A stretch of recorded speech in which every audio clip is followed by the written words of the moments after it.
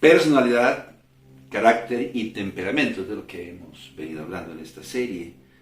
Ya hablamos de la diferencia entre carácter, temperamento y personalidad.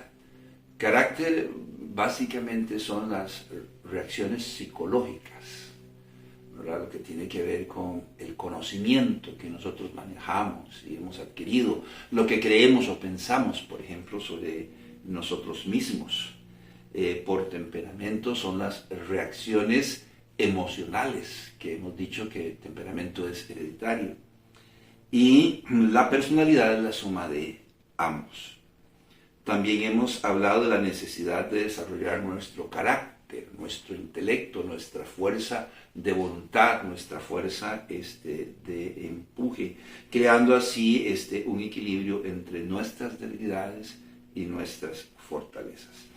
En esta sesión estaremos hablando no solo de los 4 temperamentos, sino de las debilidades y fortalezas propias de cada uno de los temperamentos. Quizás con la razón o el propósito de que podamos identificar nuestro temperamento y conocernos mejor a nosotros mismos al saber cuáles son nuestras debilidades y cuáles son nuestras fortalezas. Empecemos.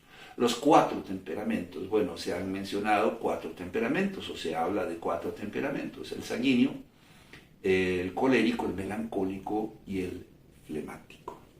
Estos 4 temperamentos los podemos clasificar en 2 grupos: aquellos que son extrovertidos o que son más extrovertidos, como lo son el sanguíneo y el colérico. Extrovertidos, más abiertos, más sociables, más comunicativos, no sé cuál será la expresión correcta.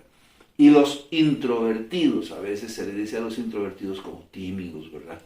Más introvertidos, que son el melancólico y el flemático. Cada uno de estos 4 temperamentos tiene sus fortalezas y debilidades. Y al conocer estas fortalezas o debilidades, quizás podamos identificar nuestro temperamento. Analicémoslos brevemente. Hablemos del sanguíneo, por ejemplo. La persona de temperamento sanguíneo es aquella persona que se considera a sí misma el centro del mundo. Es fácil identificarlo porque es esa persona sociable que se considera el centro del mundo.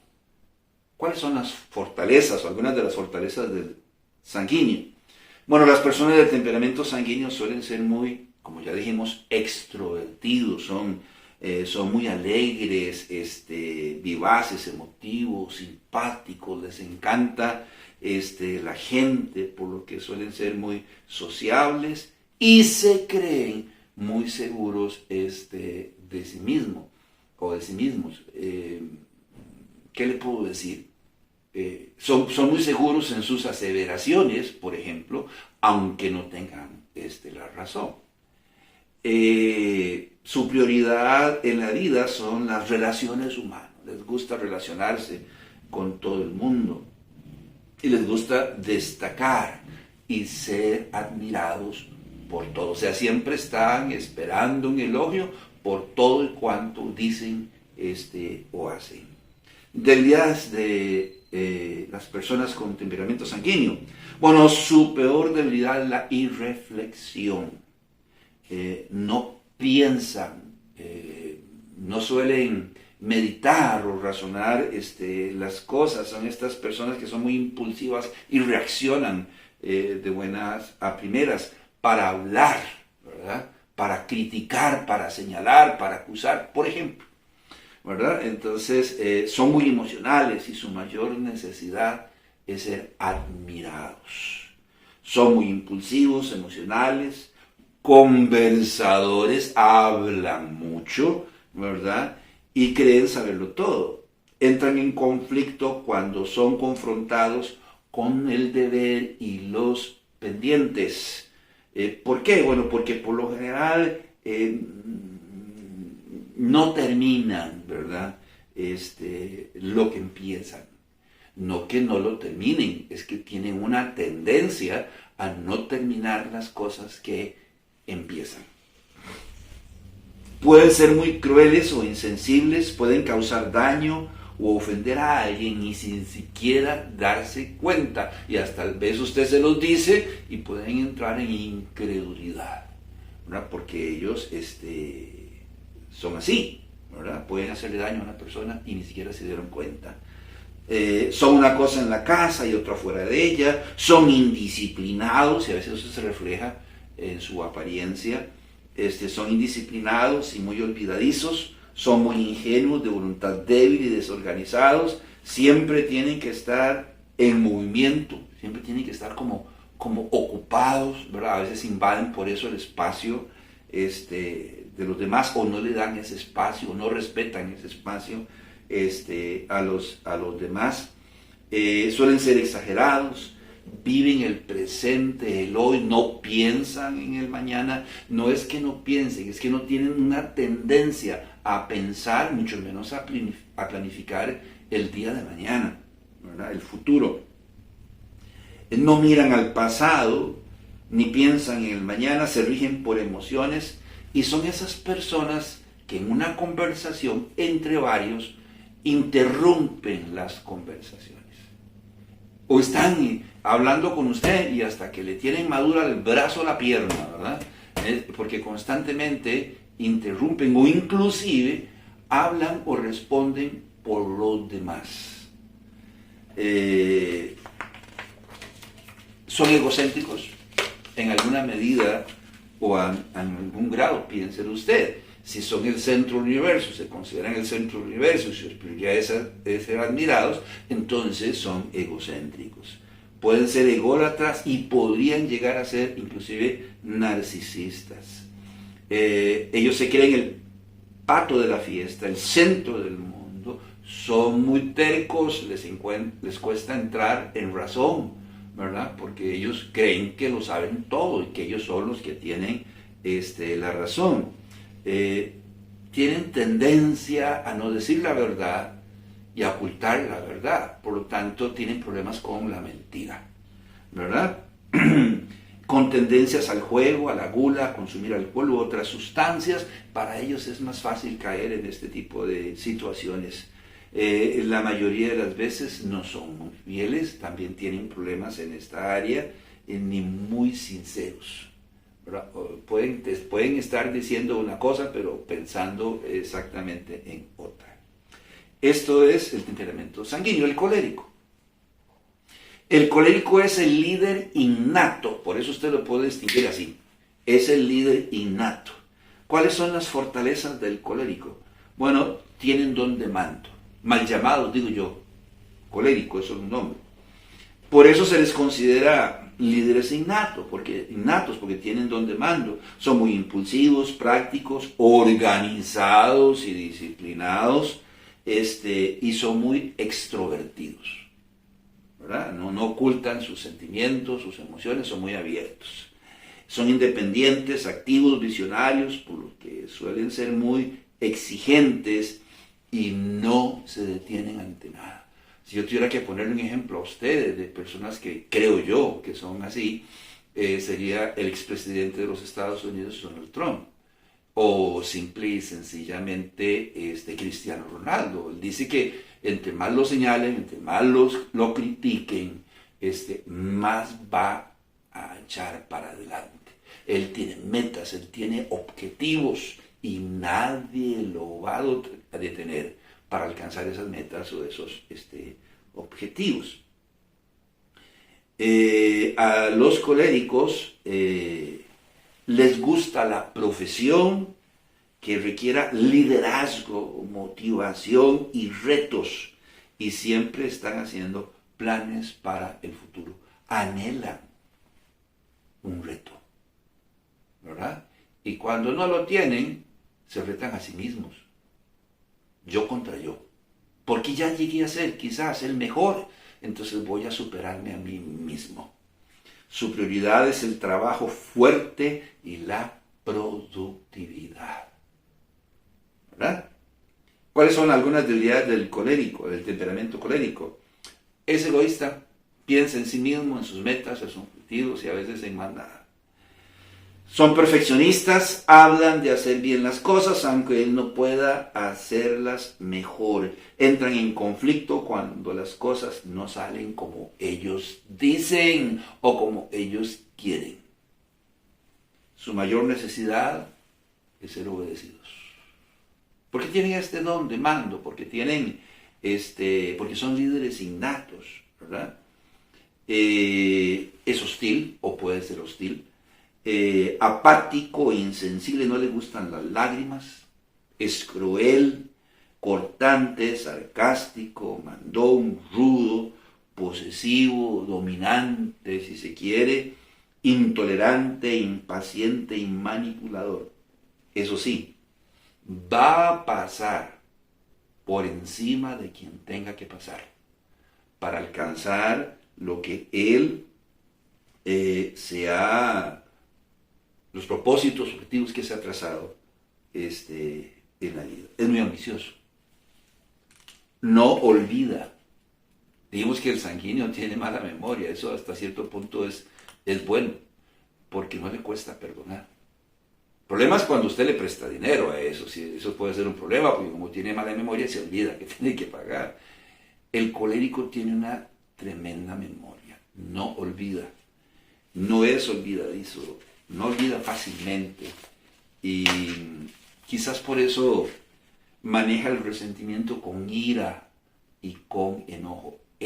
La otra vez me la hizo, pues ahora va a ver lo que es meterse conmigo. Tiene una excelente memoria y no olvida.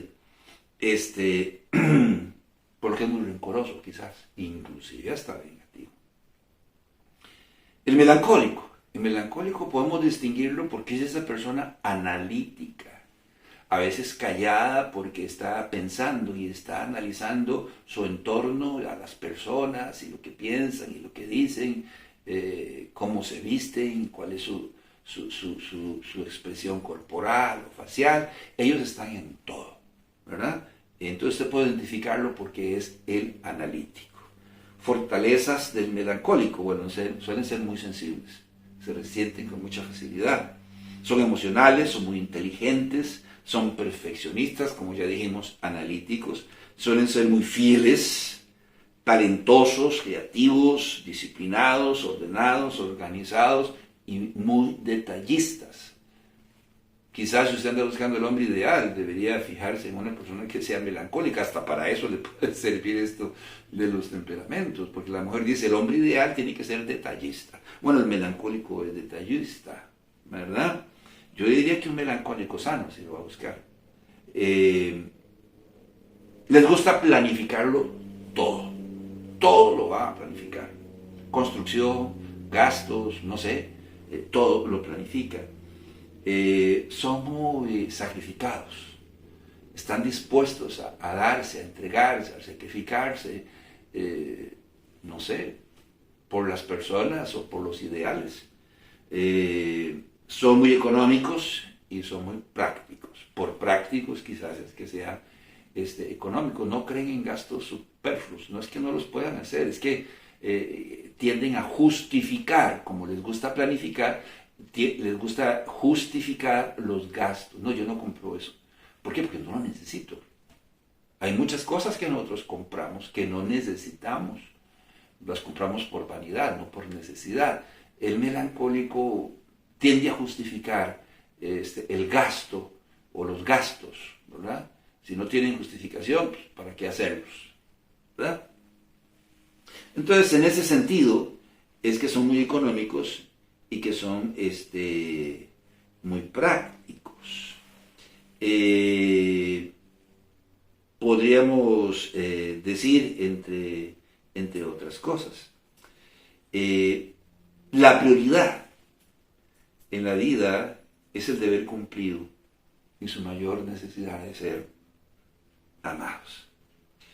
Tiene muy buena memoria, al igual que los coléricos. Tiene muy buena memoria. No olvida con facilidad. Debilidades del melancólico. El melancólico es muy ruin, depresivo, pesimista. Es egocéntrico.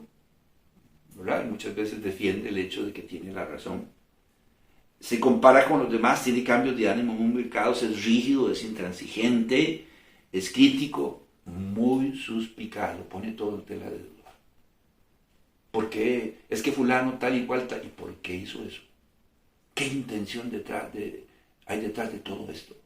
Es muy suspicaz, ¿verdad? Tal vez, si se me permite una expresión o una palabra, muy escéptico. No cree todo lo que le digan. ¿Por qué? Porque es analítico. Entonces está analizando lo que le están diciendo, no lo está creyendo, y es suspicaz y lo está poniendo en tela de duda. Entonces entre otras, tiene cambios de ánimo muy marcados, es rígido, intransigente, crítico, suspicaz, de baja autoestima, se serrucha el piso del solo. Es indeciso, por ser analítico, piensa y no toma la decisión.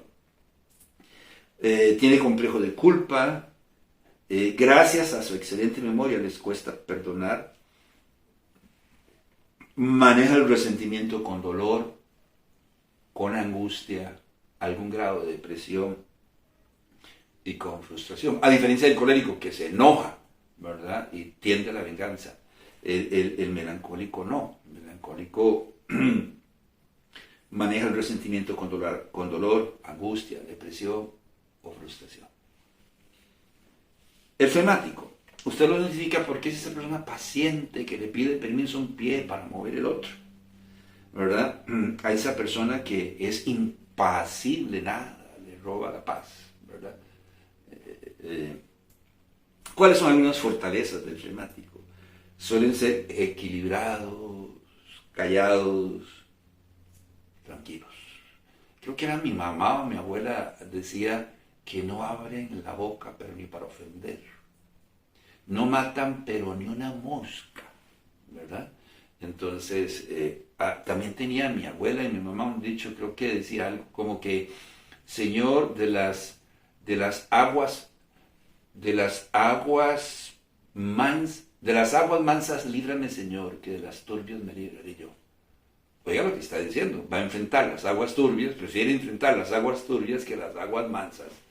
Entonces, hablando quizás de este tipo de personas, que son pacientes, impasibles, callados, tranquilos, pero cuando llega el momento, ¿verdad? Ellos por lo general no pierden la compostura, son serenos y relajados, no se enfadan o se ofenden fácilmente, les gusta la gente, tienen un buen sentido de humor, son amables, compasivos, pero firmes, entre comillas, son muy pacientes y apacibles, por lo que son excelentes moderadores o mediadores. Ellos no pierden la paciencia, entre comillas, no es que no la vayan a llegar a perder, es que cuesta mucho, pareciera que nunca la van a perder, son impasibles, les dice. Su mayor necesidad es pasar inadvertido y que lo dejen tranquilo. Les gusta involucrarse. ¿Cuáles son algunas debilidades del flemático? Vive pensando en el futuro con preocupación y ansiedad. Su prioridad es vivir en paz. No le gustan los problemas. Vivir en paz y tranquilidad, evitando los conflictos. Entra en conflicto cuando tiene que tomar decisiones y posiciones firmes. Es lento hasta un grado de ociosidad quizás. Le falta empuje y ambición, a veces pueden ser muy conformistas. Se escuda del dolor y puede ser muy sensible, esconde sus sentimientos, podría ser avaro, terco, indeciso y temeroso. Eso sí, no se involucra. No le gusta trabajar en equipo, puede ser egoísta y mentiroso, puede ser flojo al disciplinar. Eso sí, dicen que son excelentes padres, pero es por eso, porque no son firmes en la disciplina, los llaman alcahuetas a veces. Es que fulano es un alcahueta. Si es con los hijos, peor con los nietos, ¿verdad? Entonces les cuesta ese asunto de la disciplina hacia otros. Es olvidadizo, no le gusta participar o que lo tomen en cuenta para ocupar cargos de responsabilidad, aunque sí deciden tomar cargos de responsabilidad por esa personalidad que tienen, podrían ser excelentes líderes. El problema es que no les gusta involucrarse. Hasta aquí los 4 temperamentos con sus principales características. Quizás ya esté una pregunta en el aire. Y bueno, después de escucharlo, pastor, pienso, y ya yo tengo un poquito de cada uno. ¿Existe la posibilidad de que yo tenga los 4 temperamentos? Bueno, en realidad contamos con los 4. Lo que pasa es que de los 4 hay 2 que son predominantes. Uno que es dominante y otro que es subdominante. Y los otros 2 temperamentos se diluyen ahí en algún porcentaje muy bajo, se diluyen entre los otros 2. Por lo general, los temperamentos predominantes, o sea, el dominante y el subdominante, suelen inhibir en alguna medida porcentual las fortalezas o las debilidades del otro. ¿Por qué? Porque las fortalezas de uno pueden complementar las debilidades del otro y viceversa, ¿verdad? Entonces, eso es así. Ahora imagínense lo que harán con los otros 2, ¿verdad? Que tienen un porcentaje muy bajo. El ideal de Dios es que haya un equilibrio balanceado entre los 4 temperamentos y lleguemos así a ser como Cristo. Porque si somos como Cristo... Es más, alguien dijo, hay un 5º temperamento. ¿Cuál es? Cristo.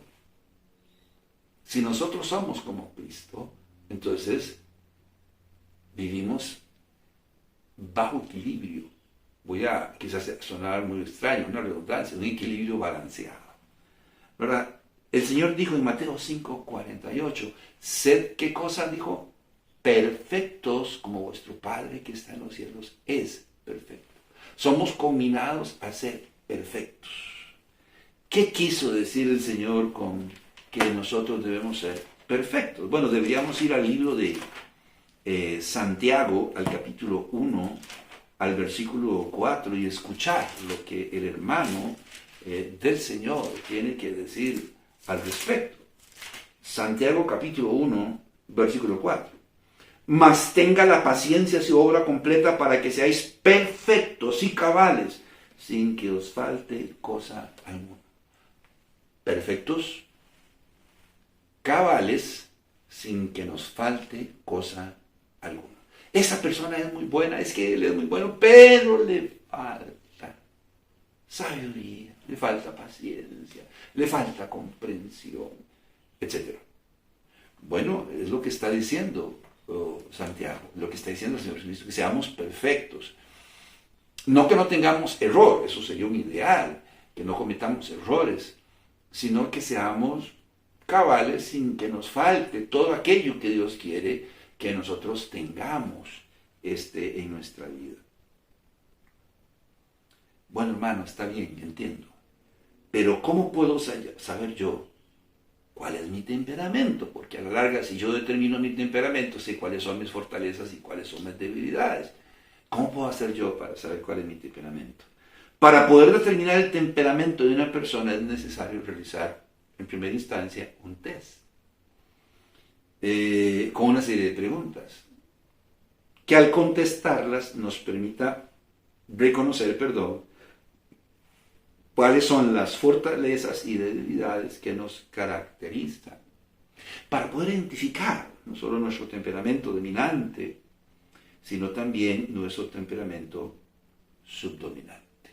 Quizás podamos dejar ahí el enlace, no sé, usted pueda tener acceso a este test y pueda realizarlo. Al principio no va a ser tan fácil, porque yo estoy convencido que la mayoría de nosotros no nos conocemos.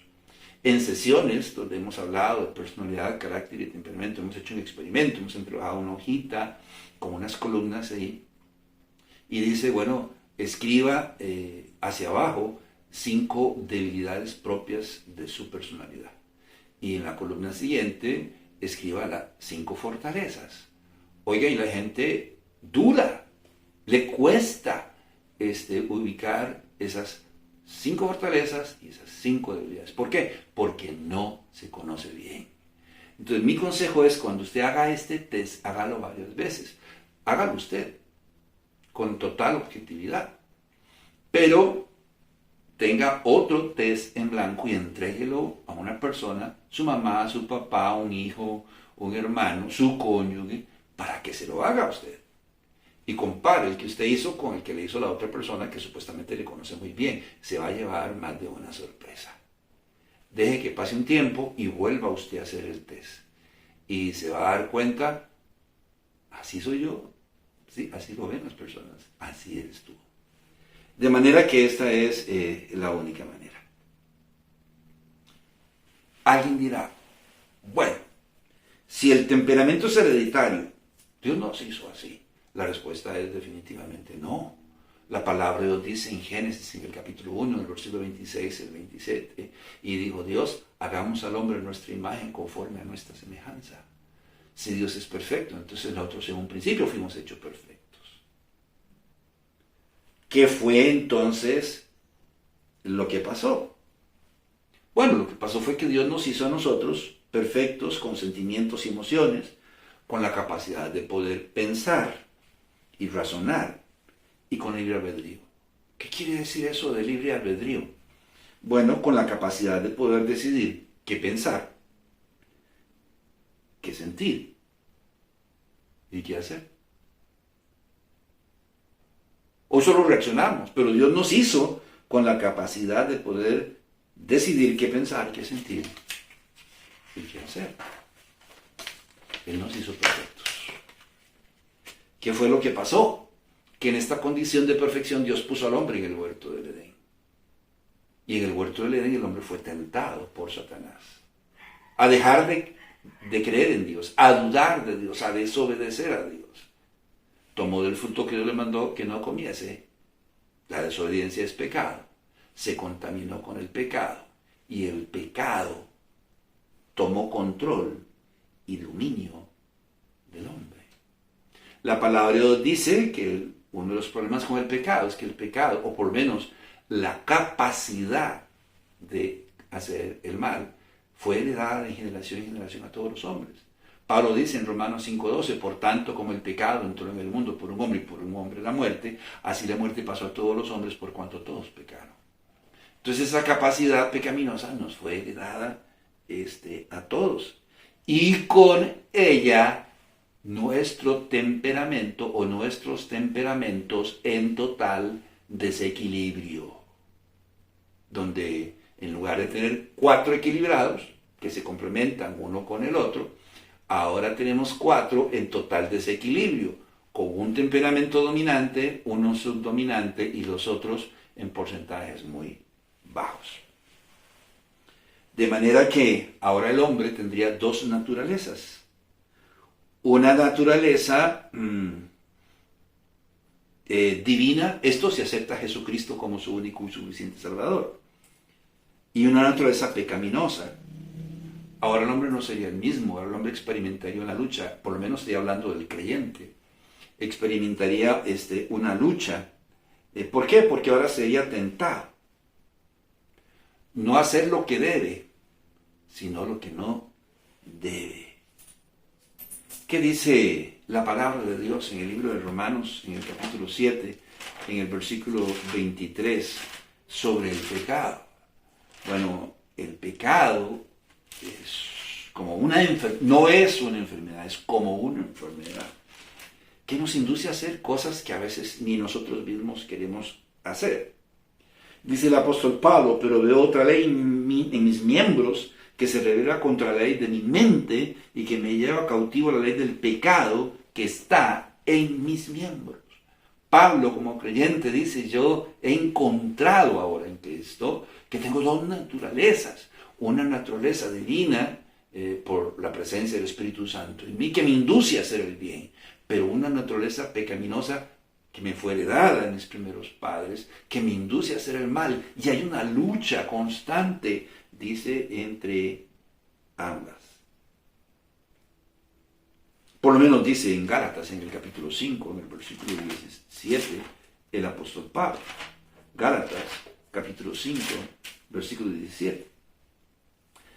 Porque el deseo de la carne es contra el espíritu y el del espíritu es contra la carne, y estos se oponen entre sí para que no hagáis lo que quisierais. Una lucha entre el bien y el mal, ahora dentro de nosotros mismos. Así que el pecado ha venido a degenerar la naturaleza del hombre, induciéndolo a hacer cosas que no quiere hacer, desfigurando o inhibiendo su carácter y desfigurando su temperamento. Eso es lo que ha venido a hacer el pecado. Entonces, ¿qué podemos hacer? Si el pecado está en mí y ha causado este desequilibrio temperamental en mi vida y que mis debilidades se impongan sobre mis fortalezas, ¿qué podemos hacer? Déjeme decirle que Dios no quiere que usted deje de ser sanguíneo, colérico, melancólico, flemático, por aquello de que lo esté pensando. Dice en Romanos 13 el apóstol Pablo, en el versículo 14, ¿verdad? Recuerde, Dios nos hizo con 4 temperamentos. El problema fue el pecado que vino a desequilibrar todo. Entonces, por eso decimos, no creemos que Dios quiera que dejemos de ser de temperamento sanguíneo, colérico, melancólico, flemático, si ese es nuestro temperamento. Dios lo que quiere es que dejemos de alimentar la carne. Dice aquí en Romanos, en el capítulo 13, en el versículo 14, sino vestidos del Señor Jesucristo y no proveáis para los deseos de la carne. Aquí hay un contenido enorme. Y no proveáis para los deseos de la carne. Yo creo que si Dios nos dotó de 4 temperamentos, es para que los usemos para su honra y para su gloria. Que están en desequilibrio y tenemos uno dominante y uno subdominante. Bueno, podemos servirle al Señor a través de nuestro temperamento, siempre y cuando superemos las debilidades propias de nuestro temperamento. Y aquí lo está diciendo, dejen de proveer para la carne. ¿Qué quiere decir eso? Bueno, para poder dejar de proveer para la carne, para nuestras debilidades y comenzar a edificar nuestras fortalezas o desarrollarlas, tenemos primero que empezar a conocernos a nosotros mismos y determinar cuáles son nuestras fortalezas y cuáles son nuestras debilidades, y la única forma es haciendo un test para determinar cuál es mi temperamento, y así yo puedo saber cuáles son mis fortalezas y mis debilidades. Puedo determinar mi tipo de temperamento. ¿Qué dice el Salmo 32:5? Muy interesante lo que dice el salmista. Una vez que yo identifique mi temperamento, entonces habré identificado mis fortalezas y mis debilidades. Y ahora, acéptalas. No, yo no soy así. No, eres así.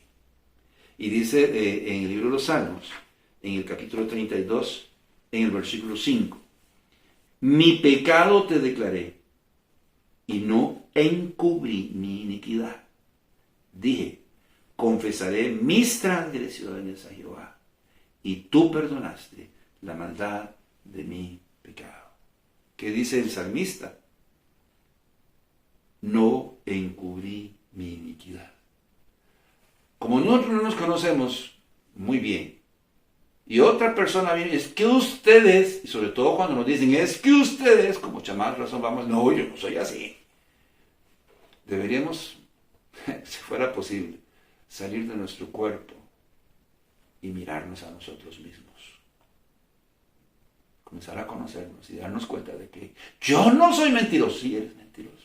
Que yo no soy, si usted es un crítico. Sí, eres culpador, usted está en esto, señalando y culpando a todo mundo de muchas cosas que las personas no tienen culpa ni responsabilidad. Pero usted tiene que estar señalando a las demás personas.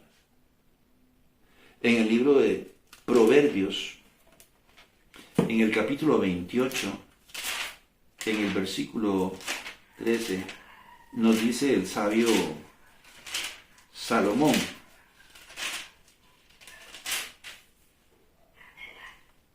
el que encubre sus pecados no prosperará, mas el que los confiesa y se aparta alcanzará misericordia. Si usted es de las personas que después de hacer el test y determinar cuál es su temperamento, sus fortalezas y sus debilidades, no reconoce sus debilidades, no va a llegar a ninguna parte. Va a seguir cometiendo los mismos errores. No va a crecer. Es lo que dice la palabra de Dios. Lo importante aquí es que lleguemos a conocernos y aceptarnos como en realidad somos, reconociendo así nuestras fortalezas y debilidades. Un consejo: no viva para fortalecer sus debilidades, viva para enriquecer y desarrollar sus fortalezas. Y pongamos las debilidades a hibernar. Póngalas a hibernar. Deje que el Señor opere ese cambio en su vida. A veces nos centramos mucho en las debilidades y lo que hacemos es ponerlas sobre la mesa. ¿No sería mejor dedicar tiempo a nuestras fortalezas? Si usted tiene facilidad para la música, métase a una academia, por ejemplo. Es así. Si usted es analítico, bueno, tal vez debería estudiar algo que esté relacionado con esto, ¿verdad? Hay que desarrollar y fortalecer esas cualidades nuestras. Si nos dedicamos a desarrollar nuestras fortalezas, probablemente nuestras debilidades están ahí, en algún momento podrían aflorar o podrían ser dosificadas. Pablo dice en el libro de Gálatas, en el capítulo 5, en el versículo 16, digo pues, andad en el Espíritu y no satisfagáis los deseos de la carne. Cristo llamó a esto negarse a sí mismo. Entonces vea, andar en el Espíritu, o sea, sus fortalezas, las fortalezas del Espíritu, nuestros dones si usted quiere, pero está diciendo, muy sencillo, y no satisfagáis los deseos de la carne. En pocas palabras, trabaje con sus fortalezas y no con sus debilidades.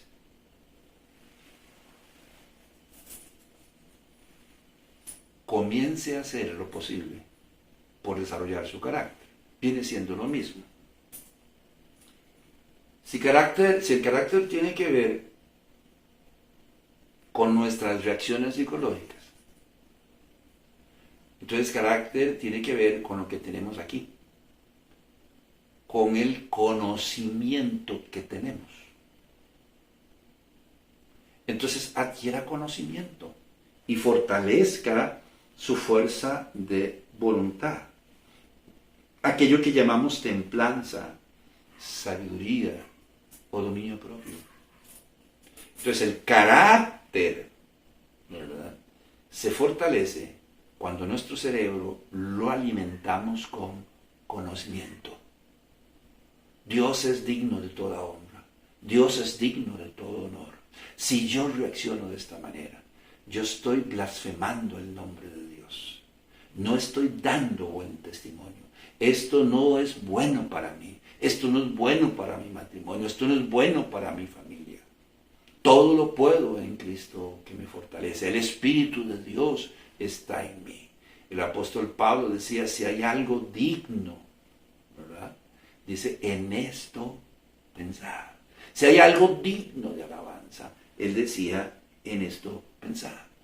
El profeta decía, mi pueblo perece por falta, palabras más, palabras menos, de conocimiento.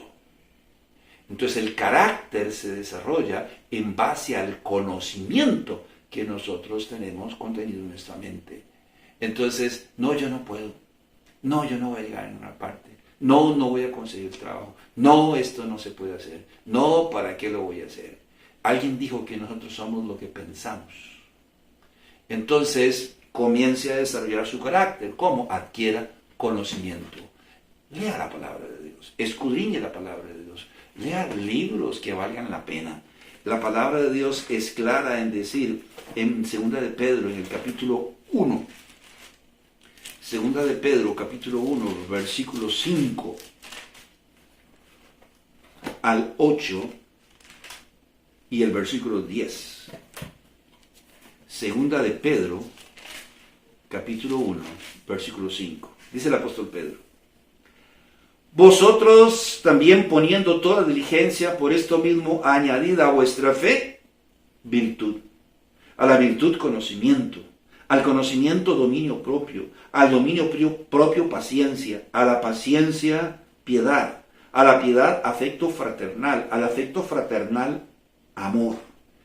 Porque si estas cosas están en vosotros y abundan, no os dejarán estar ociosos ni sin fruto en cuanto al conocimiento de nuestro Señor Jesucristo.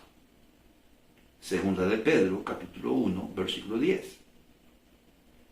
Por lo cual, hermanos, tanto más procurad hacer firme vuestra vocación y elección, porque haciendo estas cosas no caeréis jamás. Entonces, vea lo que el apóstol Pedro está diciendo. Dice que no dejarán estar ociosos ni sin fruto en cuanto al conocimiento de nuestro Señor Jesucristo. Vamos a producir, vamos a ser productivos. La gente va a ver un cambio básicamente en nuestra vida si comenzamos a adquirir conocimiento. Un consejo: busque gente más madura que usted, no igual o menos que usted. Es como el que juega ajedrez. Si se enfrenta con personas que son mejores que él, va a aprender. Pero si se junta con personas que son menos que él, me explico. Si una persona que juega ajedrez va a involucrarse con personas que tienen más conocimiento y capacidad, él va a aprender.